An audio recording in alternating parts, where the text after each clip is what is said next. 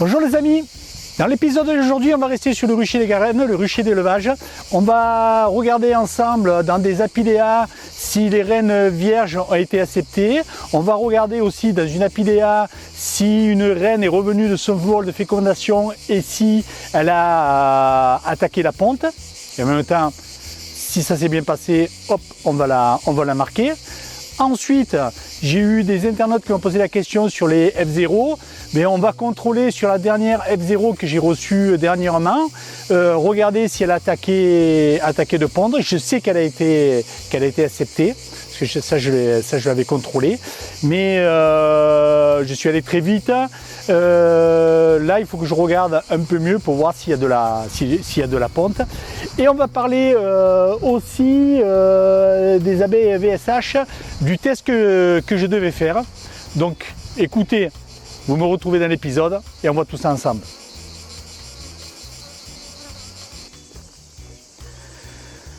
Nous attaquons avec Tapidea et nous allons voir si nous voyons la reine vierge. Donc, j'ouvre. Comme vous pouvez le voir, j'ai introduit directement la reine vierge dans l'apidéa. Je vais voir si elle a été acceptée. Je sais qu'elle est toujours vierge, hein, parce que je l'ai mise il y a 2 jours. Donc, je regarde. Alors là, on est dans le monde des mini-moïse. C'est tout petit. Donc ici, je la vois pas. Alors, on peut y passer souvent à côté d'une reine vierge. Hein. C'est parce qu'on ne la voit pas qu'elle n'y est pas. Alors après, il ne faut pas rester une demi-journée à la chercher. Hein. Il faut les embêter le moins possible, les reines vierges. Hein. Mais là, je m'assure qu'elle est présente. Parce que des fois, quand les introduit comme ça, directement sans cellule, des fois, ça ne leur plaît pas. Hein. Bon, là... De toute façon, la mini-colonie n'est pas méchante du tout, hein. N'est pas agressive, donc je pense qu'elle a dû l'accepter. Pour l'instant, je ne la vois pas, mais elle peut être cachée dessous. Hein. Des fois, on s'y reprend à 2 ou 3 fois pour la trouver. Surtout qu'il y a plein d'abeilles qui sont au fond de l'apidéa. Ah, elle est là. Voilà, je la vois. Je vais vous la montrer. Elle est exactement ici.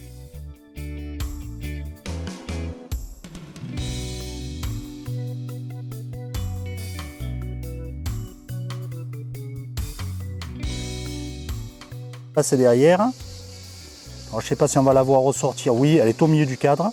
Voilà, bon, je la re-rentre parce que là, ça ne plaît pas trop. Donc, je fais attention quand je les re-rentre parce que c'est quand même minuscule. Hein. Je vais vous montrer après par-dessus l'intérieur. Donc voilà, vu du haut, l'apidéa. Donc vous voyez quand même que c'est petit. Regardez un rapport d'une abeille.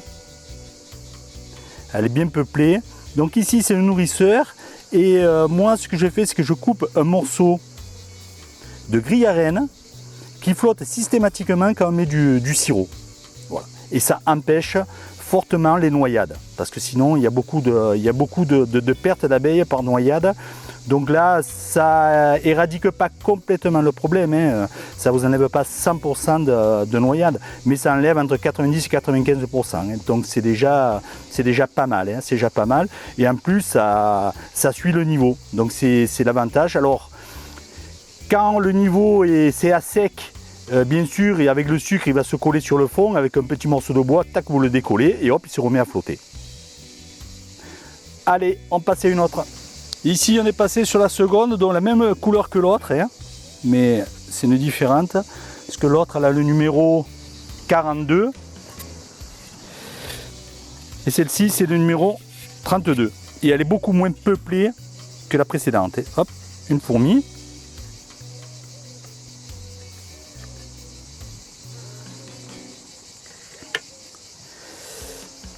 Donc, même principe, hein, on cherche la reine, donc ce cadre, il n'est pas il n'y a pas d'abeilles ou il y en a juste un petit peu derrière. Donc je vais commencer par là. Ah mais bonne pioche, hein. Voilà, elle est ici, devant mon doigt. Vous voyez qu'elle est beaucoup plus calme que celle de tout à l'heure. Elle est ici. Donc vous voyez qu'on arrive quand même à voir un petit peu le comportement des reines, même quand elles sont vierges. Il y en a qui sont excitées, qui courent dans tous les sens. Et en règle générale, ça perdure dans le temps. Hein. Ça ne sera jamais la plus calme. Hein. Quand elles sont calmes comme ça, vierges, hop, pardon, que j'avais coincé une abeille. Quand elles sont calmes comme ça, vierges, en règle générale, elles sont calmes une fois qu'elles ont été fécondées. Et normalement encore plus calmes. Hein. Donc vous allez me demander qu'est-ce que c'est ces punaises, c'est mes repères. Hein. Moi je travaille toujours comme ça. Donc ici, c'est quand il y a une reine, j'ai introduit une reine vierge, mais je ne sais pas si elle a été acceptée. Ensuite, je retire ceci, qu'elle a été acceptée, ça veut dire que la reine est prête à aller faire son vol de fécondation. Et ensuite, je vous montrerai, je passe avec une qui est bleue, ça veut dire que c'est une reine fécondée qui est à l'intérieur. Ça me permet visuellement, quand je passe, de regarder rapidement ce que j'ai en face de moi. Parce que là, là où on est actuellement, j'en ai une centaine. Ouais, 99 exactement, donc c'est pas 100, c'est 99. 99 entre Mini Plus et Apidea, donc c'est un rucher vraiment de fécondation. Donc pour aller vite, je passe dans les rangs, je vois vite là où j'ai de la place ou pas de la place, ça me fait gagner énormément de temps. Et aussi pour mes contrôles, d'aller de suite là où j'ai besoin d'aller. Alors je note tout, bien sûr, du rucher d'ici. Et pour suivre, donc, comme ça, à tête reposée, je lis exactement ce que j'ai à faire avec le numéro des Apidea ou des Mini Plus. Et quand je passe, je regarde que tout est bien conforme entre le théorique et le réel que j'ai à la sortie. Donc ici, nous allons contrôler celle-ci. Celle-ci, c'est la numéro 11. Je sais que dedans, j'ai une reine non fécondée pour l'instant, mais qui a dû être fécondée. Donc, je dois trouver de la ponte. Et je vais la marquer.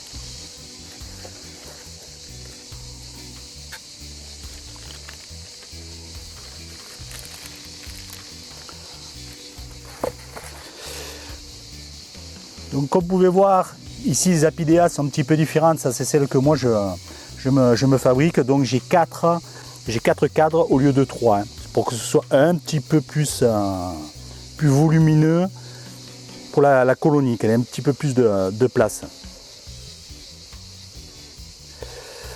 Bon, pour la ponte c'est bon, hein. Elle a dû même commencer, vous devez voir l'écran, vous devez voir je suppose, les larves.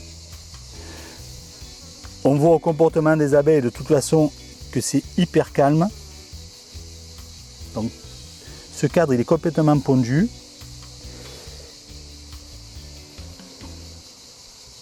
Je vais regarder le cadre de rive.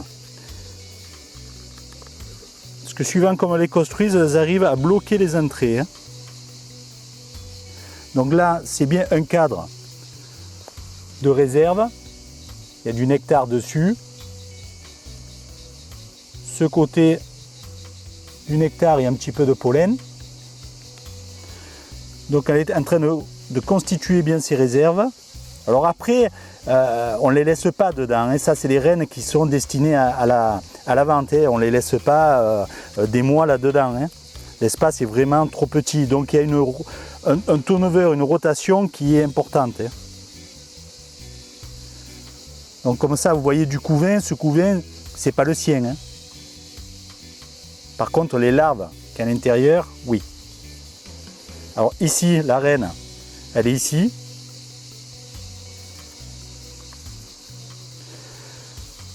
Alors il y a plusieurs façons de l'attraper. Quand on va vite, on le fait avec les doigts. Hein. Donc ici, je vais vous montrer avec la... Voilà.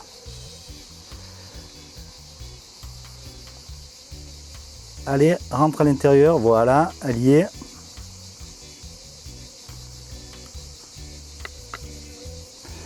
Je remets à sa place le cadre, ce qui est fait.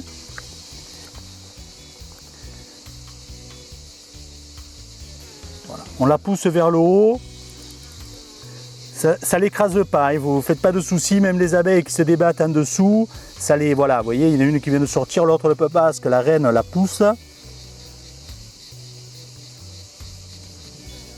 Et voilà, c'est marqué.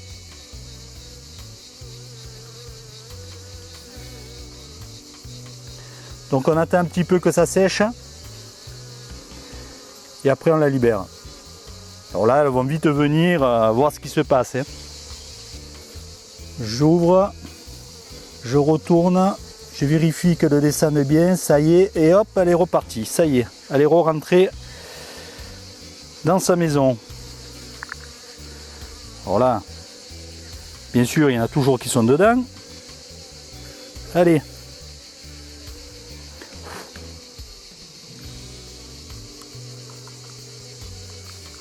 C'est bon, c'est marqué. Bon, le marquage, vous connaissez, il y en a beaucoup sur les sites, mais c'était juste pour vous montrer, on va en faire qu'une ensemble, parce que j'en ai pas mal à faire. Et après, on le fait, pour aller plus vite, on le fait directement, on les attrape avec le doigt. Mais je voulais vous montrer avec les outils spécifiques pour ça, comme ça, quand vous créez votre propre reine, et bien, vous voyez comment il faut faire. Donc, maintenant, ici, je change la couleur. Et je note pour la 11, donc en ponte, ok, et marquage. Voilà, tout est noté. Je remets son caillou pour le vent. Et ce que je fais toujours moi, c'est que hop, je change la position de l'entrée. Je la mets dans cette position. Normalement, les reines, une fois qu'elles ont l'abdomen qui a grossi parce qu'elles sont en ponte, n'arrivent plus à passer. Je pense que vous devez les entendre, les cigales. Ça y est, depuis qu'on a eu ces jours de canicule, les cigales se sont mises à chanter. Donc là, vous avez été plusieurs internautes à me poser la question sur les F0. Mais là, écoutez, je vais ouvrir une ruche F0 que j'ai reçue le 9-6. Je sais qu'elle a été acceptée. Je ne sais pas si elle a pondu, on va regarder ça ensemble. Donc bien sûr, on garde les boîtes, hein. C'est là où on a la référence du femelle et mâle. Et ça a été fait le 20-05-2022. Bon, le contact c'est Happy Happy, hein. Donc c'est pas la première que j'ai de lui. Ben, les autres on les laisse tranquilles parce qu'elles servent au greffage, hein. Donc on va se focaliser un petit peu sur celle-ci pour regarder comment ça se passe. À l'ouverture, c'est calme. Alors je l'ai mise sur une colonie qui était douce, hein, parce que là c'est pas encore ses filles, hein, à la reine, hein. Donc,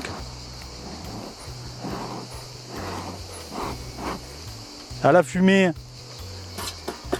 pas de champ particulier, donc théoriquement, elle devrait toujours être là. Pour moi, quand je vois ça, c'est qu'elle est là, hein.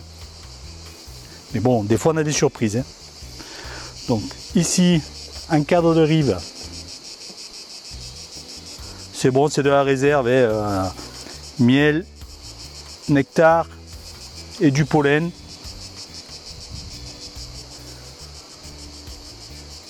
Derrière, c'est pareil.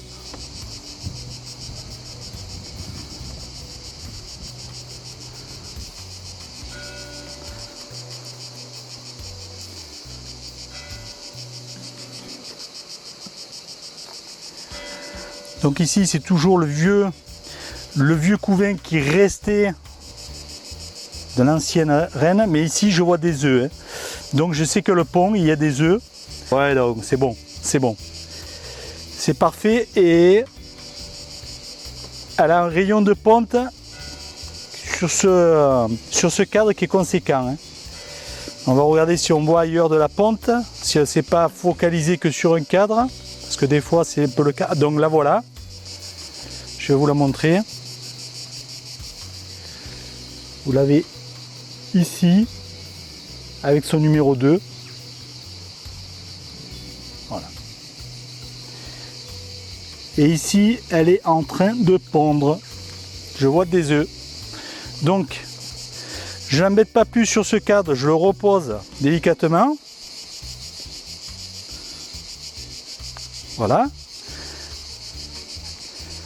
Je sors celui-là d'après, je vais le regarder. Là aussi c'est pondu. Non mais pour l'instant c'est bon. Pour l'instant c'est bon. Je vais juste aller jusqu'au fond, c'est pour regarder un petit peu les réserves. Normalement c'était des cadres. Vous voyez là il y a du. Là c'est un cadre avec du nectar, du pollen. Parce qu'il ne faut pas qu'elle soit en souffrance de nourriture hein, cette période-là. Hein. Chez nous, c'est difficile. Hein. Donc là, vous voyez qu'il y a là, ce côté aussi. Hein.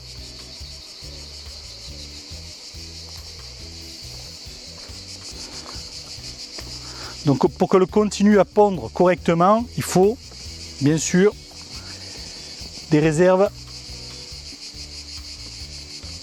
importante. Alors celui-ci c'est un cadre vu le poids, ouais, c'est plein. Je fais attention à ne pas écraser les abeilles, voilà. Vous voyez, même en le sortant, j'ai un petit peu tiré, j'ai écrasé, c'est qu'un cadre. Et de l'autre côté, c'est pareil, un cadre de réserve complet. Donc, je vais nettoyer le bord. Mais il est mieux de tenir propre les parois et que vous puissiez sortir facilement les cadres. Hein. Vous voyez là, ils sont sur le miel. Hop, pour l'instant, je les laisse comme ça. Et je remets mes cadres, parce que moi je les décale, et je remets mes cadres. Voilà. Et là, ce que je vais faire, je vais rajouter un cadre, vu la ponte qu'elle effectue. Donc celui-ci, c'est le cadre de rive. Celui-ci, c'est là où il y avait du couvain de la ponte. Donc je lui laisse pour l'instant au centre. Je lui mets ce cadre qui est étiré. Voilà, comme il était tiré, je vais le passer encore devant. Vous voyez ? Elle aurait eu besoin de les tirer, j'aurais mis juste contre le cadre de rive, mais là, en fait, elles ont juste à y redonner un petit coup de propreté, comme elles le font toujours, et ensuite la reine pourra les pondre. Et maintenant, bien sûr, je remets la partition. Voilà. Et je referme rapidement, ça ne sert à rien de laisser ouvert pour discuter et gêner la colonie.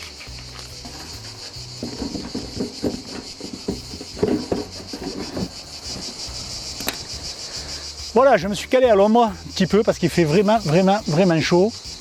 Les cigales nous bercent, nous tiennent réveillés, ça dépend. Je voudrais répondre aussi à une question que plusieurs internautes m'ont posée, c'est concernant les abeilles VSH. Donc, je devais recevoir, je vous avais dit, je devais recevoir par un éleveur des reines VSH. Je l'ai relancé, on a communiqué, après j'ai relancé pour avoir la date de réception. Il m'a dit c'était au mois de mars, il m'a dit plus tard parce que chez moi il fait encore froid, etc. Puis depuis, plus de nouvelles, plus de sons, plus d'images, donc je pense que c'est vraiment tombé à l'eau. J'en suis désolé, je ne comprends pas trop la démarche des éleveurs comme ça, qui me contactent pour faire un test. Après, est-ce que c'est parce que j'ai annoncé que le test allait être diffusé sans aucun filtre? C'est-à-dire que ou c'est blanc, ou c'est noir, ou ça marche pas. Donc est-ce que c'est ce qui a fait faire machine arrière à l'éleveur? Je ne sais pas du tout. J'ai plus de nouvelles, j'en suis désolé, mais malheureusement, c'est comme ça. C'est comme ça. Ben, on arrive à la fin de l'épisode. Hein. Je vous remercie de l'avoir regardé en entier. Je vous souhaite une excellente semaine. Je vous donne rendez-vous prochainement pour de nouvelles aventures. Et surtout, prenez bien soin de vous. À bientôt les apis.